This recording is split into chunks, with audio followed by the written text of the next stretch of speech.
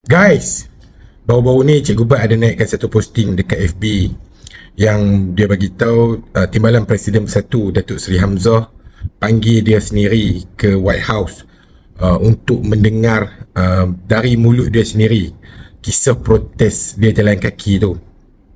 Datuk Seri Hamzah memang mengikuti protes dia jalan kaki tu, tapi Datuk Seri Hamzah nak dengar sendiri daripada mulut dia sebab apa dia protes jalan kaki tu. Dia sebenarnya macam ni, Cikgu Bat ni dia terinspirasi daripada apa yang YB Syed Saddiq buat. Okay, YB Syed Saddiq sanggup masuk Iron Man dan dapat membantu parlimen dia sebanyak 1 juta. So Cikgu Bat pun bersemangat lah, dia pun buatlah protes jalan kaki, tapi dengan harapan bila dia jalan kaki tu adalah yang nak memberi infak, nak memberi sumbangan. Tapi selepas berkilo-kilometer dia berjalan, baru 300 sumbangan yang diberikan. Ini diupdate oleh punya gangster sendiri lah. Tapi bro, untuk makluman bro, untuk makluman bro, rakyat dah menyumbang RM300. Aku cakap terima kasih je dah. Ni update dapat 300 tu kan, gangster yang duk cabak nak cari saya tu lah kan.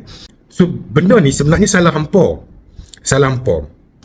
Sebab kalau lah dia berjalan 1 kilometer hampa infak ataupun bagi sumbangan 1000, jalan lagi 1 kilometer hampa infak bagi lagi sumbangan 1000 kan, saya percaya kan dia akan berjalan sampai bukan setakat ke Johor Bahru, sampai Singapura pun dia sanggup kalau hampa buat macam tu.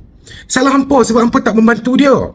Lepas tu pula kan, walaupun kaki dia melepuh ni, kalau hampa nak tahu dia macam kena air panas tu, dia habis kaki tu dia jadi kulit tu dia jadi kembang, dia jadi melepuh kan. Kalau hampa bagi 1 kilometer bagi sumbangan 1000 kan, bukan setakat kalau melepuh tu pun dia akan jalan lagi kan. Bukan setakat melepuh kan, kalau hampa 1 kilometer hampa bagi 1000, kaki dia tak ada pun dia akan terus berjalan.